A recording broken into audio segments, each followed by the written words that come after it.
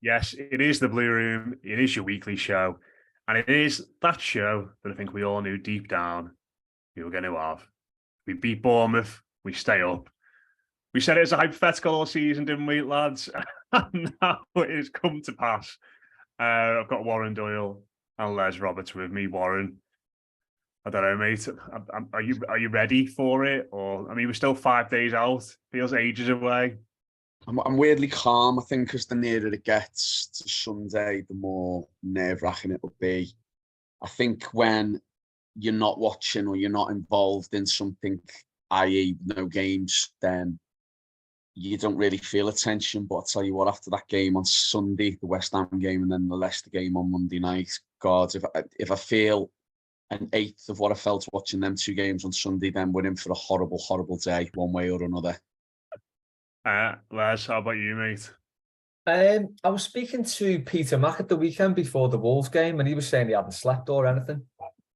And I was feeling quite relaxed. I was like, I've not been thinking about it, so I've not been like religiously watching every other team's game. I've been pretty calm, but my arse has gone now, safe to say. I think after watching that game against Wolves and just scraping it right at the end, I watched the Leicester game I watched the Leeds game, West Ham, on Sunday.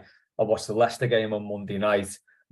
And yeah, I'm really, really nervous about it now. This is the third one I've had, the third one of my lifetime, this. Well, we'll come on to that. But I agree with you. Like, the worst I felt at any point this season was in that little 2-minute spell on Monday night where Leicester just started knocking the ball around. Like, I don't know if you watched the full game, but anyone who did will know what I mean, because they didn't have a kick, did they, for the entire... I think they got up the half once in 85 minutes, didn't they? And it was, and then all of a sudden, like on 85 minutes, they just started knocking the ball around like they were prime 1970 Brazil. And you're like, what's going on here? Like, the Newcastle players couldn't play a 5-yard pass. The crowd were getting edgy. Anthony Gordon had come on, for fuck's sake, just to make things even worse for them. They'd missed a host of chances as well. Newcastle hadn't hit the post so many times. You just had that feeling. Missed from a yard out, mate, hadn't they? Yeah. Missed from a yard out, hit the post 3 times. And I was just thinking, like, oh my God, these are going to nick this. And then, I mean, when Castagna hit that shot, I think I passed into the shadow realm. My God, I was on my knees in my living room. Like, was that header? Was that the worst miss ever? The Newcastle one, the Guimaraes one. Yeah. It's got to be, hasn't it? Everyone was celebrating, wasn't it? Yeah. But it felt like they had that exact corner, Newcastle, like 3 times, and the keeper got under it 3 times, and every time he hit the post. Like, it happened in the first half as well, didn't they? Yeah. I was also thinking, watching that game, it's like, if Leicester did win that, they definitely beat West Ham. Because they kind of looked like a functioning team in that last 10 minutes. And it's like, well, Leicester fans are probably thinking, well, where's that been all season? Similar to the way we did against Brighton, thinking, where's that been all season? And probably since, we won't see that again. But they must be thinking the same, like, the players are there to do it. They're just not doing it. They've got a better squad than us, haven't they, I think, in terms of quality, Yeah, it's just, as Sunday creeps closer and closer, I'm pretty sure everyone will be feeling like this. The nerves are just getting worse. And I don't know what I'm going to be like on Sunday. I'll probably be in a heap in the Denby, just in piles of Underberg bottles. I mean, how did your match watching weekend go? Was there a particular low point for you? I mean, like I said, that bit with Leicester started knocking it around was bad for me, but I think those 10 minutes or so where Leeds went ahead were particularly dark as well.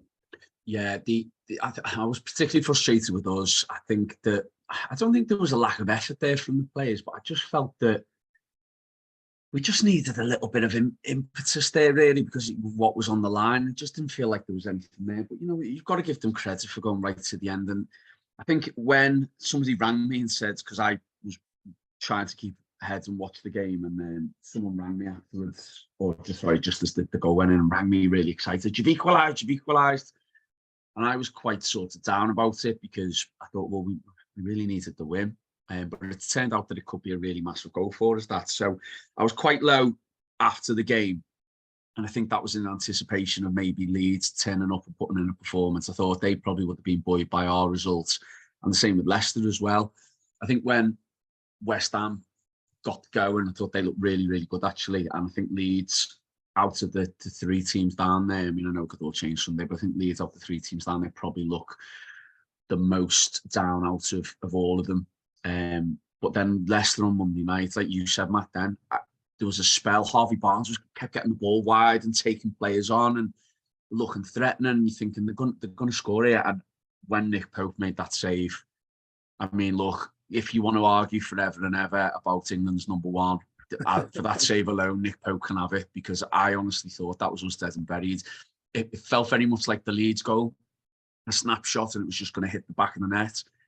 And I think Newcastle were probably a little bit, they know they just needed a point. So I think probably they went on, they didn't really have to get out of third, fourth gear to get that point. However, we probably would have wanted them to turn up and put in a scintillating performance just to make it a bit more comfortable for us. But yeah, it was horrible. It's been horrible for a while. And I think just this whole, I think somebody tweeted the other day, the whole thing of consuming the whole weekend in terms of not just Everton's results, but everyone else's, and trying to do the maths and trying to do the different situations where what's going to happen if this happens, if we score, or goal difference. And you're just taking all this into account, and all it does is just feed into that tension and that nervousness, because ultimately we can't control it as fans. We can only do what we can do, and that's what makes it even worse. So yeah, it's been a tough few weekends, and I think one way or another, whatever happens on Sunday, I think in a way it'll be,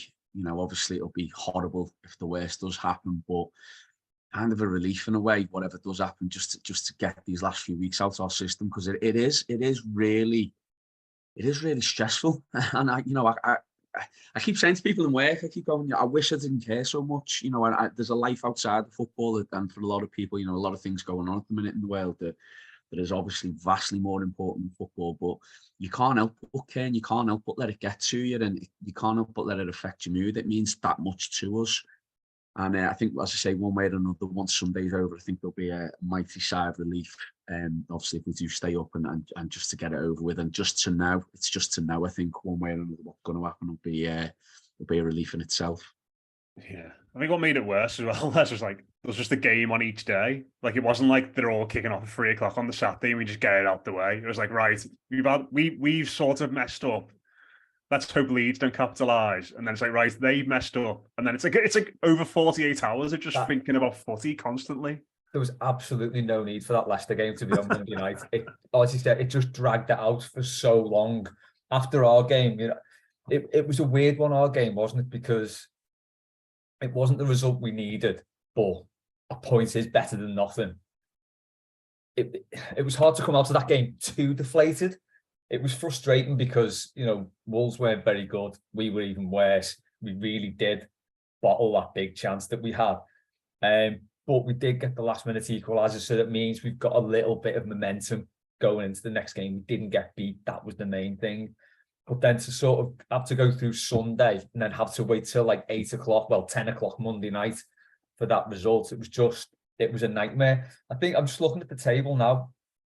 I don't really think that Leicester results made too much of a difference, because in my head, we just had to win against Bournemouth. Had Leicester beat Newcastle, completely different, because no matter what we did, we could still go down. I think the fact that we've just got to win, and it's in our hands that we've got to win, I think that's all we can ask for, isn't it? I don't think it's the end of the world. The only thing for me is that it's give them a little bit of a lifeline, I guess, getting a good draw away at Newcastle. But as I said, it doesn't take away from what we've got to do, because I think no matter what, we've just got to win. We don't want to go into goal difference and things like that, because I don't think I could cope.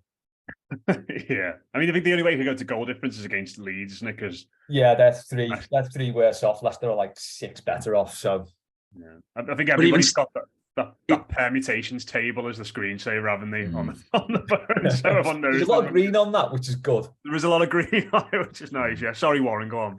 No, I was just going to say, I'm sure we'll talk more about the implications of what happens on Sunday later on, but I think just staying up on goal difference is stressful enough in itself. We should never be in a position where we've got to stay up on goal difference, and that's obviously if Leeds get a win and we draw. That's the situation there.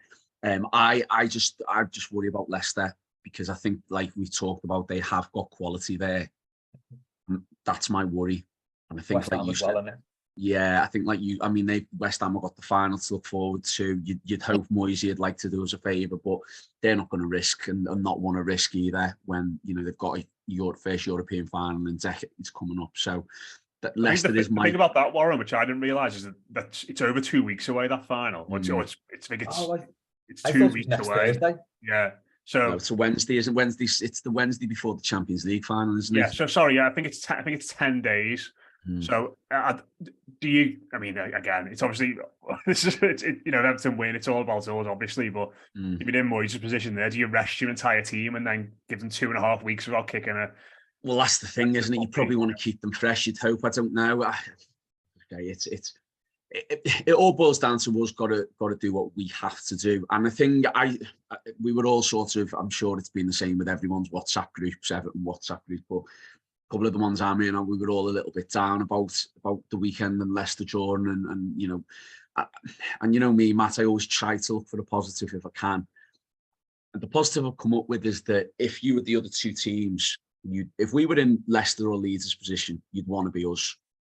You'd want to have a game against Bournemouth at home to keep your survival and knowing that if you win, you know, I'd hate to be Leeds going into this weekend, for instance, because they know that we have to basically lose and Leicester have to lose for them to have any chance. Leicester's a bit of a different one in the sense that obviously they have to win, yes, but they can rely on us drawing in that situation. So if you're the other two teams, you wish you were Everton. And I think we'd be fuming and we'd be really angry and upset at the minute if we were the other two teams. We definitely, if you just saw, if you didn't know which teams were involved and you saw the situation as it was, you'd pick us to be where we are. You'd want to pick us. So that's the positive I'm going into it. My feeling is, I just think there's going to be a freak result out of somewhere. I think that the last day always throws up a couple of spanners in the works, doesn't it? It's never as simple as the teams you'd expect to win, the teams you expect to draw, and or whatever. I think that the tension gets to everyone. I think the fact that all eyes are going to be on the relegation spots, where you know you've got the title sewed up, you've got top four more or less sewed up as well. I think all the eyes, and the reason TV have picked the relegation games is because we're the only story left now in terms of league position. So that is my worry, that you know, I've just got this image of being there Sunday and everyone trying to figure out what the scores are in the other games, and you know, Leicester or Leeds go one up. It's just gonna reverberate around the ground, and I think it'll be impossible to keep that from the pitch. So we've got a big part to play. We've got a big part to play in not letting that nerves get to us and just keeping on top of it. And Les mentioned earlier about 94 and 98. I was there in 94. I was only a kid then, but I do remember the crowd vaguely being up for it the whole game. The Chelsea, sorry, not the Chelsea, the Coventry game in 98 I watched on TV, and that was horrible. And again, I was only young, I was only sort of preteen at that stage, and that was horrible as well. So as an adult now, I'm dreading Sunday for that. You just hope that you know, maybe Leicester go 1-0 down on Leeds one, and that'll just get a cheer around the ground going. It'll get everyone going. And then we've just got to try and do what we can do then, I suppose. But it's yeah, I mean, we keep saying it's going to be horrible.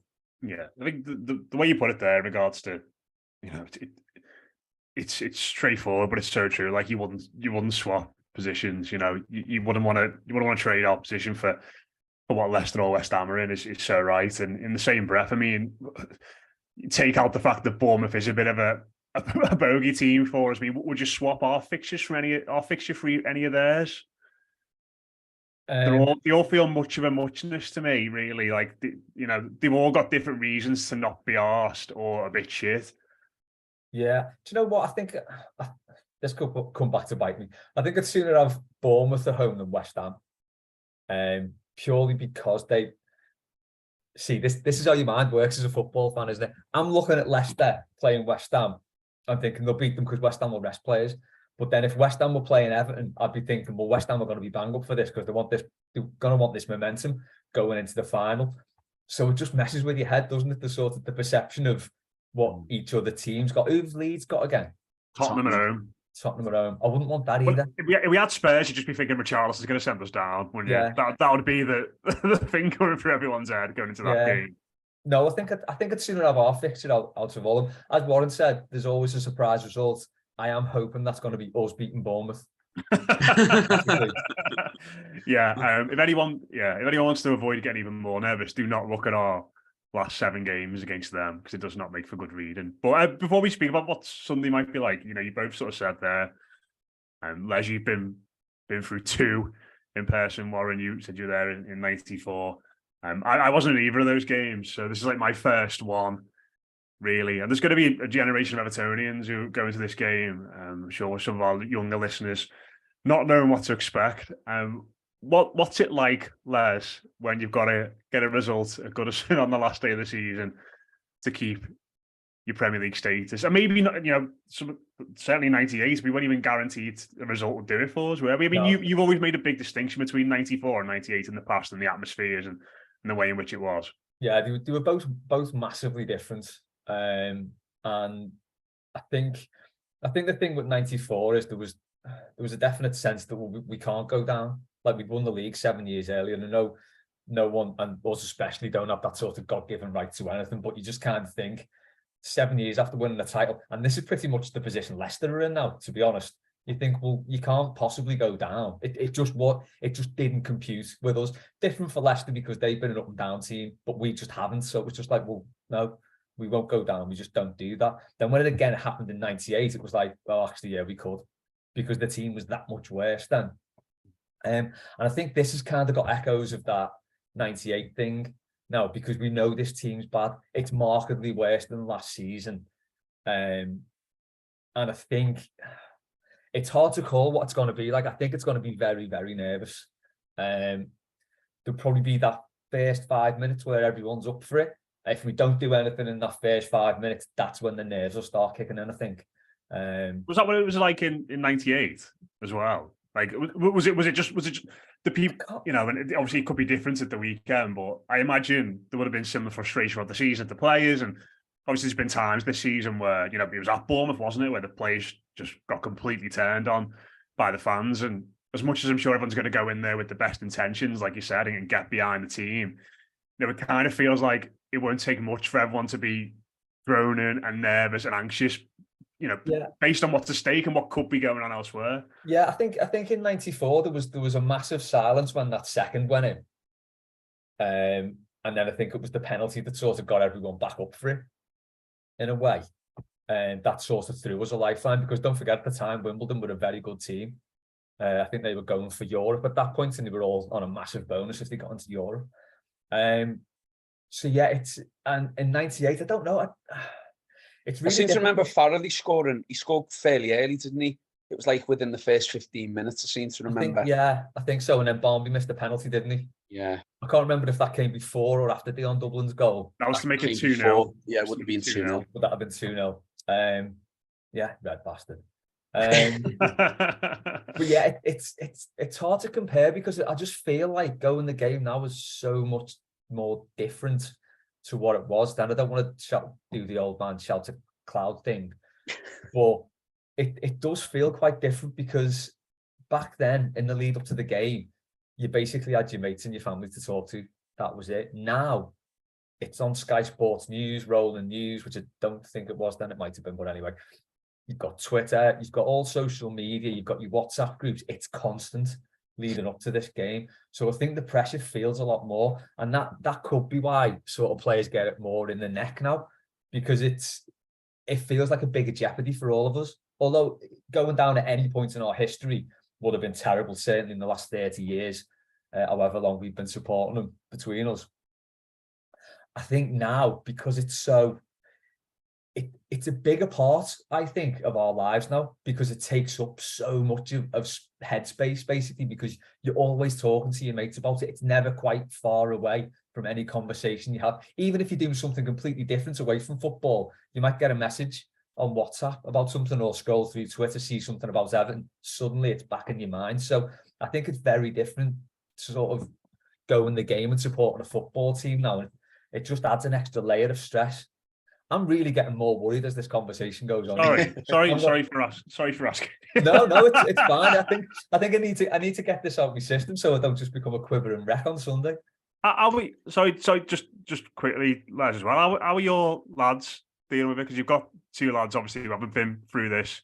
Yeah, how are they feeling in the build to all this? Because I'm not really, they've not really got any younger Evertonians in my family, and for them, we had it a bit last season, but this scenario in particular is really new. It must be really hard for them as well. We've not spoken about it much, really. To be honest, I don't think they're getting any stick in school. I mean, Jay's at college now, so it's different there. I don't think Joe's getting any stick in school. I don't think he's getting any pity either. I don't know. I've not really spoken to them about it that much. Yeah, Jay will be under a pile of Underbergs with me in the Denby probably. Yeah, I was going to say, might be for the best. Warren, you must be getting stick in school though, off at your students and stuff. So it's a funny one because I mean, for those who don't know, I've said it a few times. I'm currently down teaching down south at the moment, and for me, it's a weird one. I do get stick off the kids because of course, like when you can get a chance to sort of wind your teacher up, you're going to do it, aren't you? But it's a funny one because I think it's quite well known between the staff how big an Evertonian I am, and I've got people actually coming up to me going, "Oh, wish you good luck," and they wish from me luck as if I've got something to do with it.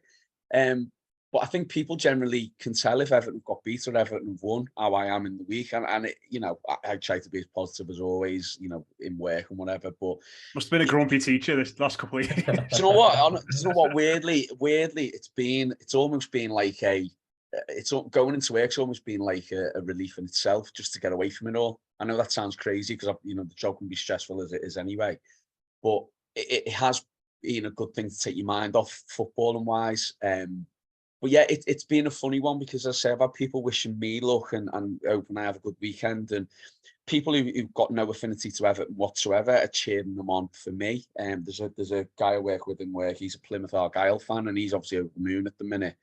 And he's been saying to me, as much as it'd be nice to have you in a fixture next season, I really hope you stay up and I'll be cheering you on, and just little things like that. So it's been that side of it's nice. And just going back to what Les was saying, I remember you coming on the show and saying about how 94 felt very a bit like last season, like after the Palace game, quite celebratory because it wasn't expected and we thought we were going to be fine after that. And 98 felt very much the after the initial relief and celebration, there was the anger there directed towards the board. And I can see parallels with that this time round. I mean, I know last season was a celebration. Let's face it, it was, because we didn't expect to be in that position. We had some incredible moments during the season towards the end of last season, which enabled us to stay up. And then we're obviously going into that last day relaxed and just hoping the City could win so that Liverpool didn't win the title. And then you fast forward to this season, and I think there's going to be anger again after the final whistle, regardless of if we stay up or go down, because it is a very different feel. I think people have had enough. I think the fan base is just tired now of being. I think people can accept to a degree if we have bad seasons here and there, but I think to be in the position we have been the last two seasons, I think it's a massive wake-up call for a lot of Evertonians now. And I think a lot of people are going to start asking a lot of questions about, like we have done this season, about the run of the club and things like that. And I think that will go into the thought process after the game on Sunday. So yeah, so it's very much a difficult one. I do have to say though, just very quickly before you make another point, Les, that I still haven't felt as low after the game this season as I did in the Burnley game last season. I thought we were dead and buried. Even though we're a worse team, I know this sounds mad, even though we're a worse team, I still think we're in a better position, if that makes sense, than last season, even though we stayed up prior to the last day. So, yeah, I mean, it's just the parallels with 94 and 98, I think, are very much there between last season and this season, definitely. Yeah, I know what you mean about that, actually, about the Burnley game, because that was getting beat by a relegation rival, wasn't it? From a position of ascendancy. So it's kind of like you just felt like the arse had fallen out of us completely then. Thankfully, it hadn't, obviously. But just going to say, have either of you sort of run through how you might feel on Sunday if we go down? I keep running through in my head, and I can't think of how I will possibly feel if it happens. I'm quite thinking about it now. I'm quite ambivalent because it's not happened. But when it does happen, it will hit like a hammer. but I don't know how I'll feel. You can go over in your head the possibility of it, and you can go over in your head that, you know, there'll be Blues out there who think we are going to get relegated, and there'll be Blues out there who think we're going to stay up. But the ones who think we're possibly going to go down, it'll be in the head, the prospect of it. But like you said, until you finally get that confirmation of it, that's when it's going to really hit. It's like anything, isn't it? I mean, you know, to go on a bit of a somber thing, it's like if someone dies, and you're expecting it, or you know it's a terminal illness, for instance, it's not the shock until it actually does happen. I know that's not the best of analogies, but it'll be a similar thing Sunday. I think we're all got an idea it could happen, and it very well might happen, but until it actually does, so I don't know how I'm going to react. I know I'll be very dejected and probably not want to be around anyone, but I think I don't know. It's not a feeling we've had to go through, really, is it? So it's hard to say.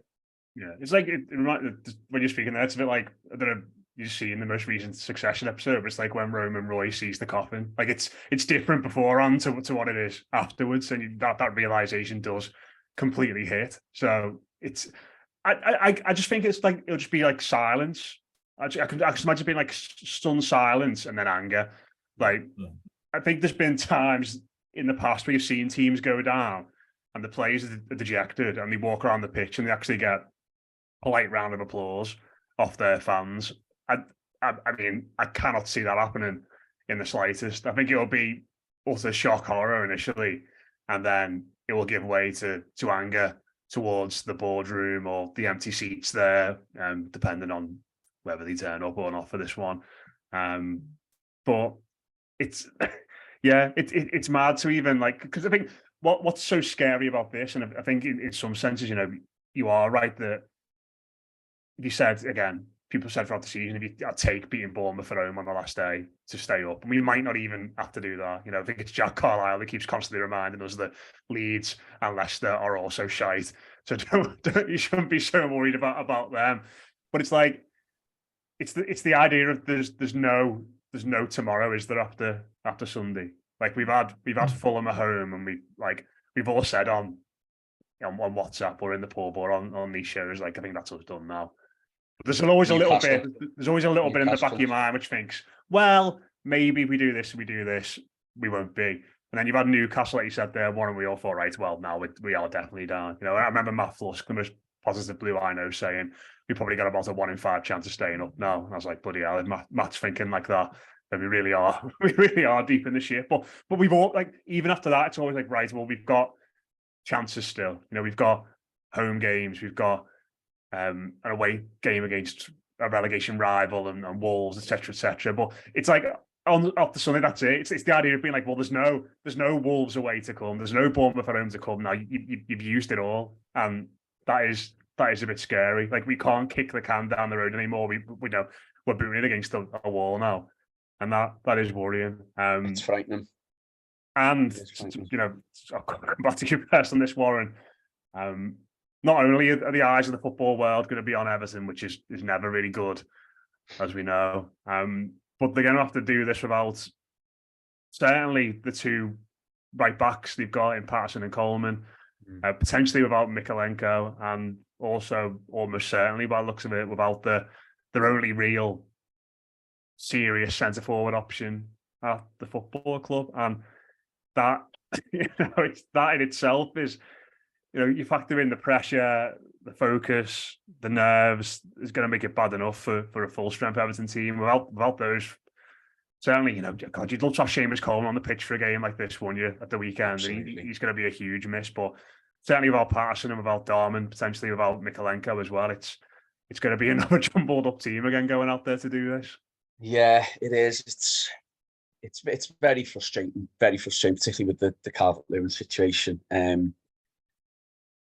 You know, you think we've gone so long without him to keep him from situations like what's occurring now, and it's happened again. It's just, it couldn't have happened, you know, during the Bournemouth game when we were 2-0 up. It would have to happen last week or whatever. So yeah, it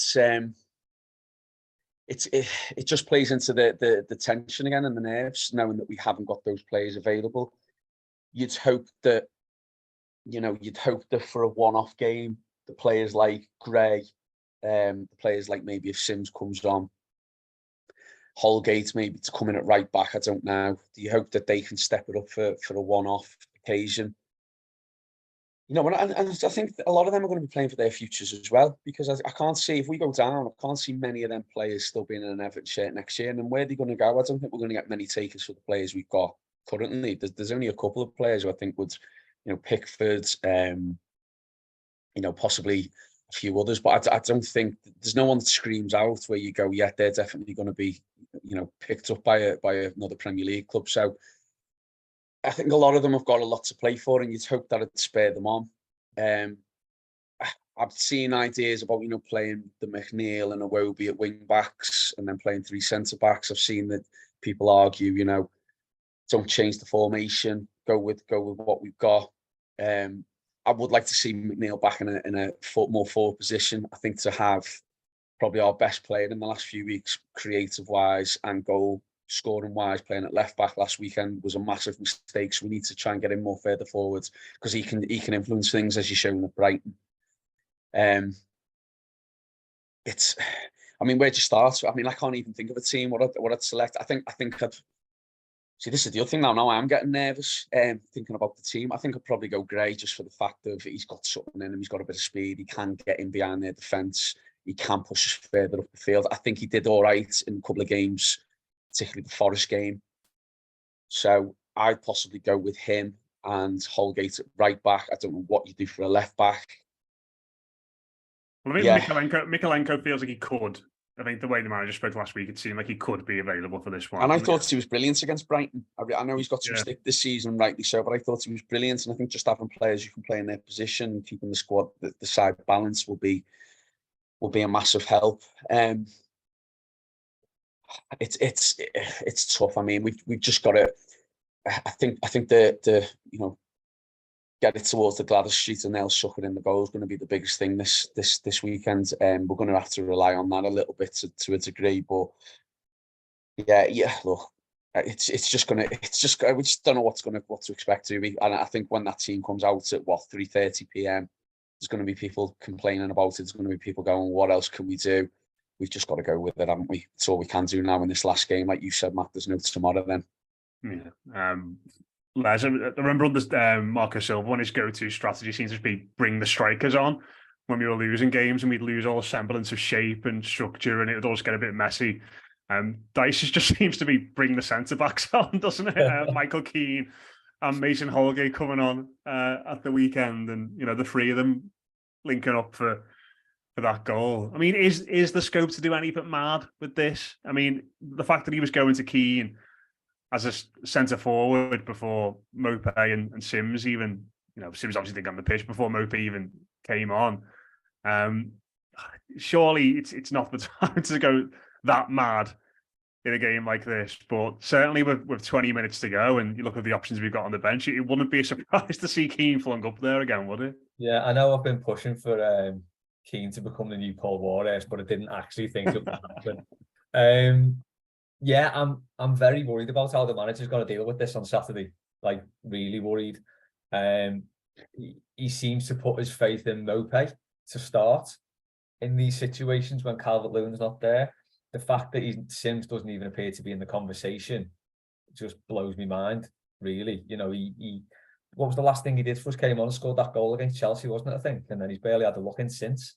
Hardly played any minutes at all, has he? No, since then. So he got thrown in at Anfield, he got thrown in at Old Trafford, didn't he?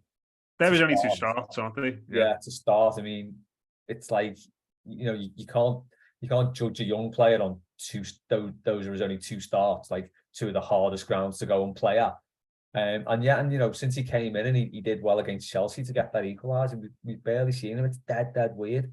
As you say, the left back issue, if Mikalenko's not there, I don't know what we do, because as Warren said, you know, McNeil might be a decent option to put there, but then you take away any threat he's got going forward, and he's been our most creative player, hasn't he?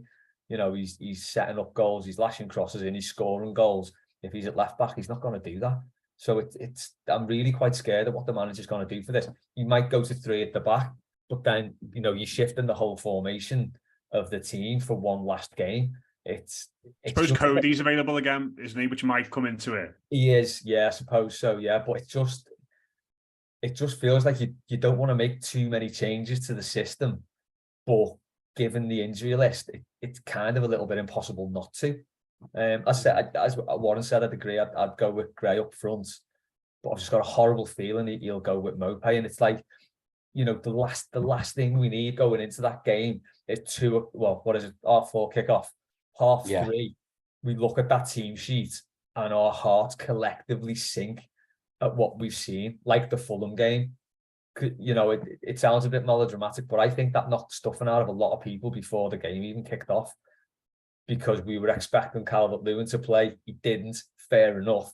But then he threw Mopay in to start, didn't he? It was like, well, what are you going to get from that?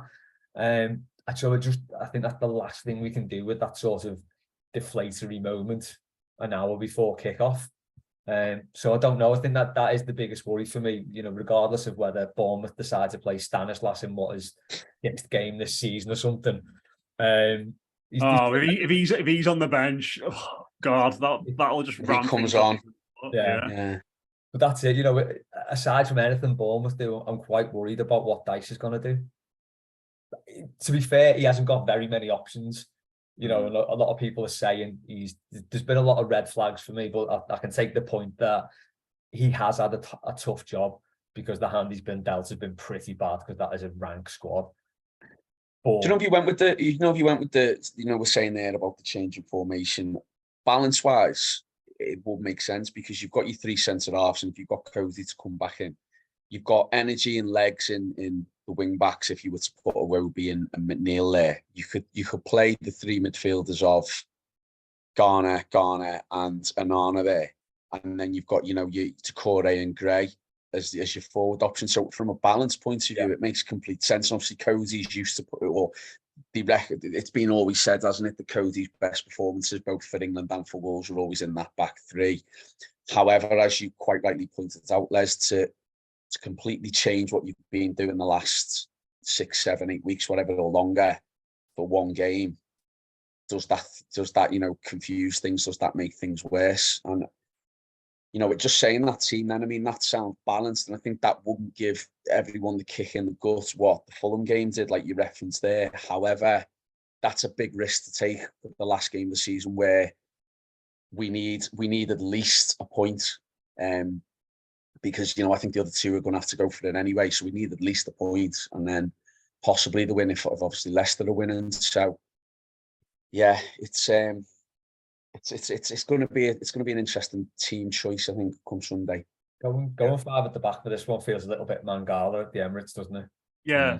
I think me and you've said in the past, Les, and forgive me if it wasn't you, that like playing a back five is like just something that you do in desperate situations, but it feels like it needs like a long time to properly get it right. Because like playing as a wing back is not the same as playing as a full back or as a wide midfielder. And playing as a centre back on the right of a three is not playing as a centre back on the right of a two. There are little nuances and things in regards to your spacing and where you get the ball, and, you know, even where you stand from goal kicks that take a lot of time to get used to. And like you look at us, you know, you're both absolutely right. I think you look at Cody suited for a back three. Holgate, I think, in particular, suited to that right centre back position. You know, that's, if you're going to play him anywhere, for me, that's probably his best position. We've got loads of central midfielders we can park in front of them, but it's just, you just throw it all together on Sunday and hope it works, and hope something just sort of springs from it. Because I haven't done this before, but I reckon if you went back through all of Sean Dyche's Premier League games as a manager, I don't think he would have started with 5 at the back in any of them. He feels very much a 4-5-1 or a 4-4-2 fella. And the only time I think I've really ever seen him use it was, you know, against City when the game was lost and he brought Cody on and just thought, we're going to just go 5-4-1 here and protect our goal difference. So do you just throw that together on Sunday and hope it works, or have you got to throw it together because of the options you've got? Like, I think my hope is that Mykolenko is fit and he can put Holgate. I'll probably play Holgate at right back, I think. Stick with those two centre backs, and then usual midfield with Gray in for Calvert-Lewin, and just hope that you can rekindle some embers of the blueprint that we used against Brighton that was so effective. Yeah, it's weird for me because, as Warren said, when he mentioned that team with the 3 at the back, as he said, that does sound that balanced, and I think I'd be happy seeing that. than sort of a patched up Mikalenko and Holgate at right back. I think I'd be happy to see that team out, but just doing it like that for a one-off, you know, particularly as you said, you've got to work on this formation because your fullbacks can get caught out, particularly if you're playing wing back and you're not used to it. Your centre backs don't really know where to go. You can leave that massive hole in the wing position, which I think, didn't we do that against Palace when they walloped us? Yeah. And it's that simple ball into the channels there and the opposition are in. So it's like, we can't just do it for one game, but if we did, I could see the logic behind it. Iwobi was great at right wing back. Yeah, he does last year, wasn't he, in the running? Yeah. Like that's where he played really well. Right, I'm not going to ask you predictions. I'm going to ask you. I'm going to try and end on a positive note. Who's going to be our Gareth Farrelly or Barry Horn on Sunday? Who's going to be the hero that scores the goal or makes the tackle or the save or whatever to keep us up? Is it going to be Louis McKennie again from Just Stop Oil coming on 89, 1-0 down, just get the game called off, season rescinded, and we go again in August? Do you know what, Matt? I said on this, I said you might have to clip this recording and play it back in May if I'm, right or wrong. But I said last time I appeared on here, I said Everton don't do relegations. There's something about us, I think, that just no matter how bad things get, things seem to go our way. When we were 1-0 down, when West Ham were 1-0 down on Sunday, they managed to get back and win. That Nick Pope save. The fact that Matt Fluss said to you, there's a 1 in 5 chance Everton will stay up, and then the very next game we beat Brighton 5-1. Things like that, things like that just seem to go for us. Now, look, of course, we could go down. Maddison penalties, the one as well. I was thinking about that last night. Yeah, Maddison, he scores just little things through the season. We seem to pick up results. We seem to do things. I'm going to stick with that, and I'm going to say Everton don't do relegations, and we will stay up. And I think the hero is going to be Alex Iwobi. Les, you said Neil Maupay there. I'm going to stick with Neil Maupay, I was just going to go with, I just think he's been that bad this season. He's already scored against West Ham. And apparently he always scores against West Ham. I've got a few West Ham mates and they hate him because he always scores against them. So yeah, I'm going to go with him. He's got to come on at the end and win it for us. Because I think Gareth Farrelly was as unlikely, if not potentially even more unlikely, a hero in the Coventry game. So yeah, maybe something mad like that. I don't think we head could handle waiting that long to sort of secure the win or get the winning goal. But yeah, I'm going to go with that. He's going to come on, keep it up, and then he'll go in the summer. Matt, I'm going to go for Yerry Mina. Yerry Mina. Yeah, he's been great, hasn't he? He's been great since he come back into the team. Just proper warrior, great defender, leader, and let's be honest, the most likely route to goal for us is from a set piece, isn't it? Yeah. So I think it's gonna be Yerry. But I mean, hopefully you just get a couple early on. We can all relax. Yeah, would a routine win be too much to ask? Come on. Would it be a bit of an anticlimax if we were 2-0 up in 10 minutes? Oh, give me all the anticlimaxes you want, please. I'll take it. Just very quickly before we go, Les, you asked earlier about, or Matt, can't remember which one of you it was, asked earlier, what do you think your reaction will be if we go down? What's your reaction's going to be if we stay up? Are you going to be celebratory, or are you going to be like, I think what I'm going to be is just total head in hands. Thank God for that. Let's get the pub and just get a few drinks down me so I can finally relax. Yeah, I reckon that's what it'll be like. I was like that initially last season because it felt like, and I think, as you said before, I think that's why this season's been like a real kick in the plums, because last season we didn't expect it. This season we didn't expect it. And it felt like last season, right, we've got another chance here. We've got another crack at the Premier League. We can't mess it up again. We did. This feels very much like if we stay up, this is our last crack at it. We've got to get this right, because if we're any worse next season, we'll definitely go down. So yeah, I think it will be just sort of relief and let's get back to the pub. I think if we are 2-0 up on 10 or 20 and it's like done early on, I think that's what it will be. But I hope it's not. I could sit here now and say, like, I want to be like what you just described, Warren, with like head in hands, like just, you know, annoyed at them all and wanting to just get back to the pub and get all about this season. But come on, if we score in the 80th minute or 85th minute to win the game and stay up, you know, football is just like, you know, it's such an emotional game. And like this is the thing about like protests against the board and all that sort of stuff and finding the right time to do it. And, you know, the ideal time to do it, I think, would be after the game.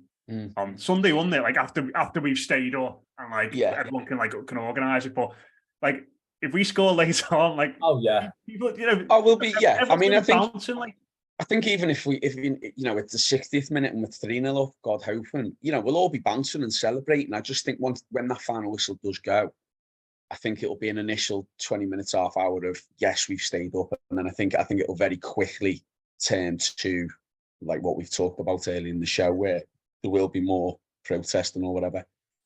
Yeah, just two things as well. Just to say, don't run on the pitch because we're due a massive fine already, I think. So, you know, even if Yerry does score in the 90th minute, just, you know, hug the people in your seat. Yeah. And the other thing, no fireworks outside the Bournemouth hotel. Do not want them getting any more off this game than they need to be. So if you're sat at home with a big box of rockets, just save until November next year. It's a great point, Matt. It's a great point. Just, God, can't be arsed with us getting relegated. And then Bournemouth posted some cringy Twitter message about there were fireworks at Goodison Park today, weren't there? Wink, wink, or something like that. Just be a bit off. Like, they're not going to be arsed. They shouldn't be arsed. Don't give them a reason to be arsed. Yeah. Their fans are here for the party anyway because they've stayed up. So just let them enjoy it and don't give them any incentive to want to beat us more. Yeah. If you're going to do anything, cut the lecky off at the hotel so you have like a Home Alone thing where they all sleep in. Yes. Get the wet bandits around. That's the one. Right. We'll leave it there, lads. Yeah, we'll see everybody. I feel like exhausted just talking about it. So. just end it with "see you later." Oh yeah, we'll all be around after the game on Sunday for a mega post match, no doubt. Loads more to come in the build up to that, but yeah, exhausted already. No doubt you all are too. But yeah, we will see you on the other side. Up the top,